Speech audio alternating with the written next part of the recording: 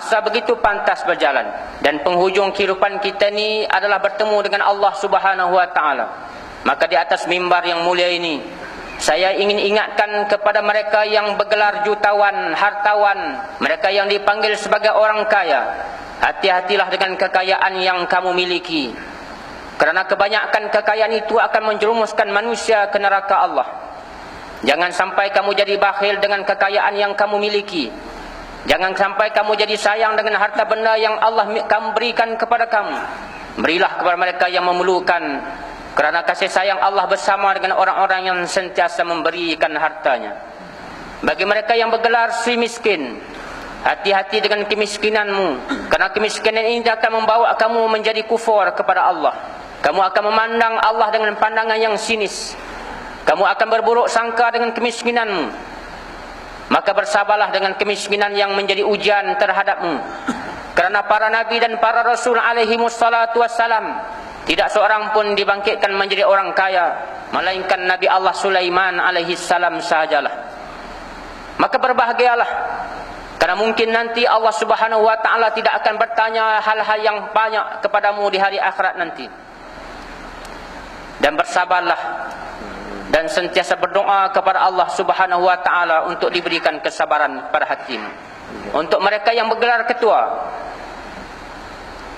ingatlah kepada hadis Nabi sallallahu alaihi wasallam bahawa kamu akan ditanya tentang kepimpinanmu.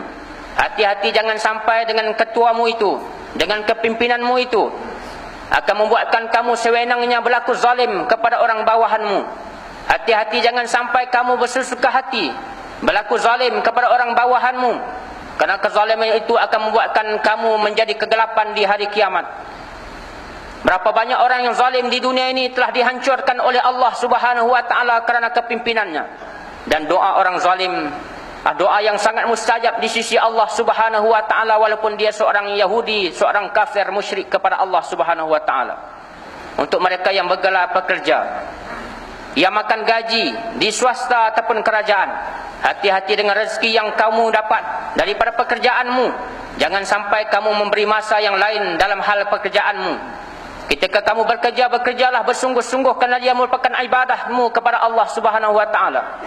Hati-hati jangan sampai kamu membawa balik rezeki yang haram yang diberi makan kepada anak isterimu di rumah, yang dengannya mereka membesar.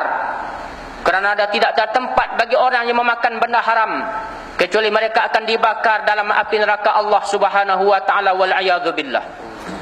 Jangan sampai kamu mengambil lebih masa dari hal kerjamu, kerana itu semua tidak akan menguntungkan kamu di dunia. Kamu nampak macam kamu untung, tapi sebenarnya kamu rugi di hadapan Allah Subhanahu wa taala. Bagi mereka yang bergelar orang alim, hati-hati dengan ilmumu. Jangan sampai sembrono kamu membuatkan fatwa dan sebagainya. Jangan jadikan ilmu yang ada dalam dirimu menjadi alat untuk kamu mendebat orang lain. Jangan kamu sombong dengan ilmumu, kerana sombongan ini tidak disukai oleh Allah Subhanahu wa taala. Innallaha la yuhibbul mutakabbirin. Orang sombong Allah tak pernah pandang di dunia ini. Wala tamshi fil ardi maraha. Kamu jangan jalan di atas muka bumi dalam keadaan kamu sombong. Innaka lan tahriqal arda wa lan tablughal jibala tula. Karena setinggi manapun ilmumu, sebanyak manapun hartamu, kamu tidak akan dapat berdiri setinggi bukit dan tidak akan dapat turun sedalam tanah. Wahai orang yang berilmu, wahai orang yang mempunyai ilmu pengetahuan, jangan sampai kamu jadi penakut. Jangan sampai kamu digelar sebagai syaitan bisu, kerana kamu tidak berani untuk mengatakan yang hak. Berkatalah yang benar, walaupun kebenaran itu kadang-kadang pahit didengar dan dirasai oleh orang lain. Bagi mereka yang bergelar murid, yang mengaji, yang menadah kitab, hati-hati dengan pengajianmu. Jangan sampai kamu hilang adab dengan gurumu. Jangan sampai kamu hilang adab dengan gurumu. Kerana hilang adab itu membuatkan kamu jauh daripada Allah Subhanahu wa taala. Ilmumu bukan untuk kamu riak. Ilmumu bukan untuk kamu jadi orang yang sombong, takabur, ujub. Tapi ilmu yang kamu dapat daripada guru-gurumu itu ialah untuk membuang kejahilan dalam dirimu, untuk membetulkan amal ibadahmu, buat perjalananmu menghadapi Allah Subhanahu wa taala. Untuk mereka yang menjadi pengurus masjid surau, hati-hati dengan jawatanmu, kerana jawatan-jawatan itu juga akan ditanya di hadapan Allah Subhanahu wa taala. Jangan sampai apa yang kamu lakukan ini menjadi bahan ejekan, cacian manusia. Berhati-hatilah kita tuan-tuan, kerana kita sedang berjalan menuju Allah Subhanahu wa taala. Kita tidak hidup lama di dunia ini. Kita nak kena mati. Kita suka ataupun kita tidak suka.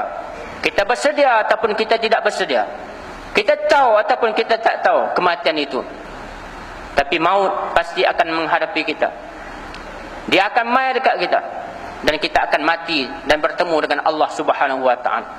Jangan sampai ketika berlaku kiamat yang disebutkan dalam suratul Waqiah, ketika manusia terjadi itu 3 golongan. Golongan yang disebut sebagai muqarrabun, as-sabiqun al-awwalun. Orang muqarrabun, orang yang cepat dalam hal-hal kebaikan, mendahului orang lain dalam hal-hal kebaikan. Ada golongan yang disebut sebagai ashabul yamin, yang kebaikannya tidak dapat menandingi orang-orang yang terdahulu yang baik ini. Mereka masih dihisab di hadapan Allah Subhanahu wa taala. Ataupun kita termasuk golongan yang ketiga, yang disebut sebagai ashabus shimal, yang pastinya nanti mendapat kecelakaan daripada Allah Subhanahu wa taala. Sebelum perjalanan itu sampai, marilah kita bersedia dengan segala kelengkapan ilmu dan iman kepada Allah. Jadikanlah semua urusan yang kita buat menjadi ibadah kepada Allah Subhanahu wa taala. Ikhlaskan kerja buat kita kerana Allah dan patuhi syariat yang dibawa oleh Nabi sallallahu alaihi wasallam. Dan jangan jadi orang yang ganggu urusan masjid. Jangan jadi manusia yang suka ganggu orang nak datang masjid. Dan jangan jadi penghalang orang nak mai rumah Allah Subhanahu wa taala. Karena penghalang-penghalang ini akan cepat masuk ke dalam neraka Allah jika mereka tidak bertaubat kepada Allah dan memohon ampun di atas dosa mereka.